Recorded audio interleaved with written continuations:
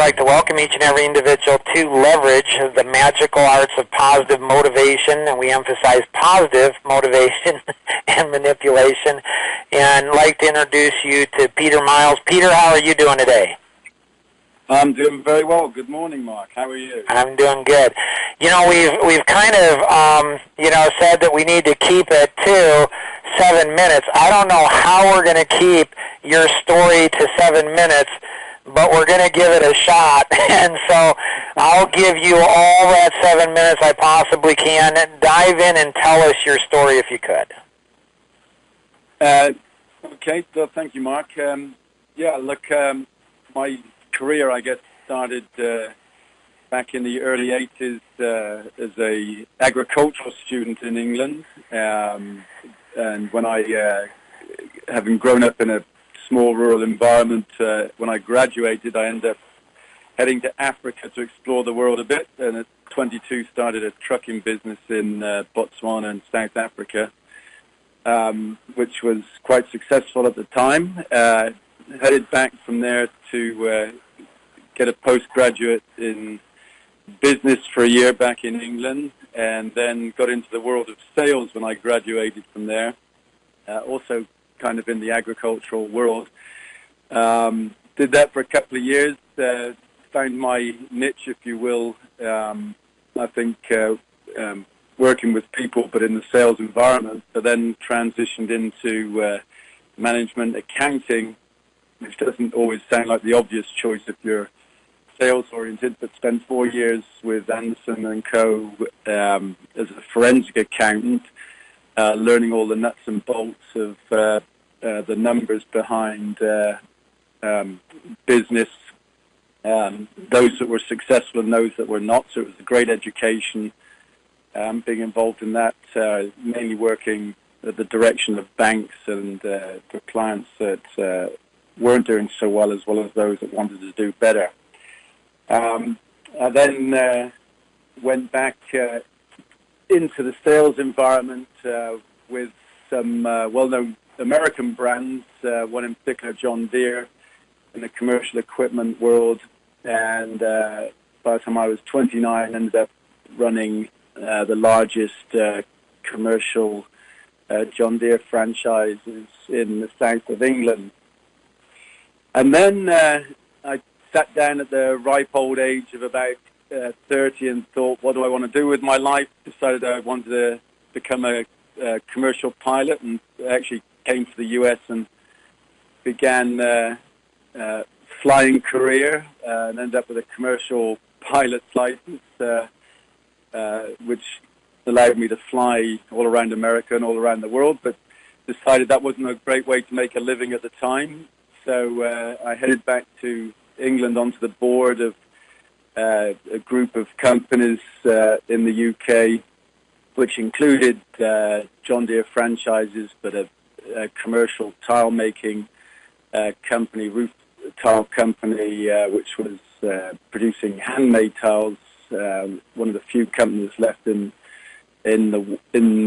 Europe, I would say, but still exists today, and is only one amongst two.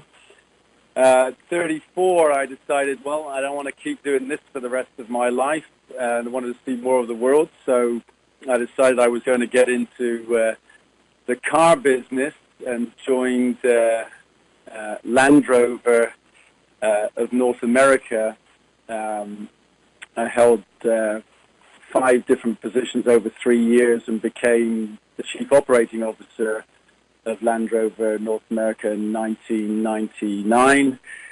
And from there, having experienced some great transitions as they were bought and sold to Ford Motor Company, I joined Rolls-Royce, that was owned by BMW Group, or just purchased by BMW Group in the early 2000s, and was part of the team that started up Rolls-Royce North America from scratch in the U.S.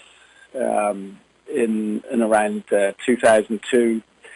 Became president of Rolls-Royce for a few years, and then moved into BMW Group as a regional vice president for a couple of years, and then became Chief Operating Officer of BMW in 2008, just in time for the recession, which was a wonderful experience for 6 years for me, going through that whole transition and turnaround.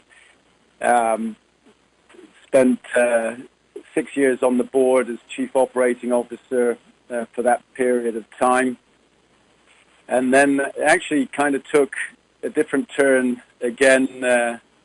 When I was 55, I took early retirement from BMW Group to go and start a company called Visionary Automotive Group, which is a retail organization.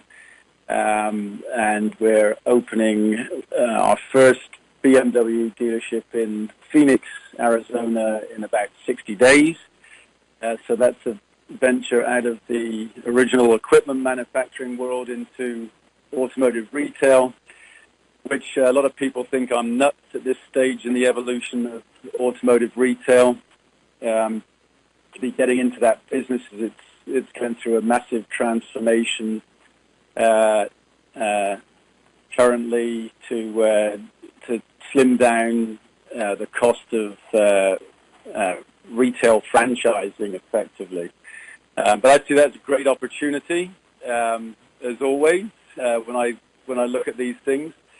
And I heard Tom talking about leverage in your previous interview and assets, and where I would agree wholeheartedly at the biggest asset that any company has, any business has, and whether you're an asset of one or an asset of thousands, is your people.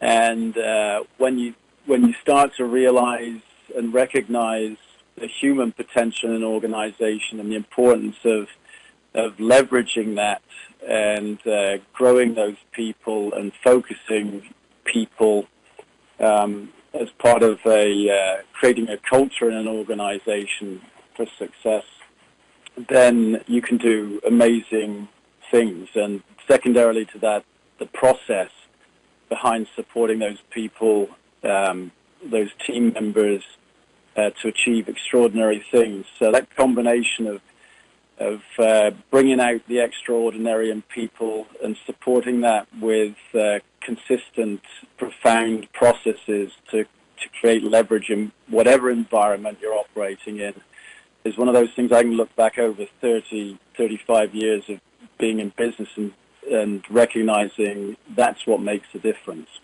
Nice. So you've gotten to know, Tom some on his 7-minute interview and Peter some. There's so much more about both of these guys that as we go through, it's going to be a lot of fun because it's not just learning about leverage. It's not just learning about business or sales or marketing or servicing or C-level leadership or HR. It's not about that. It's about really going far, far deeper. So we're going to join us for our next segment here because that's going to be really exciting for you. Here we go.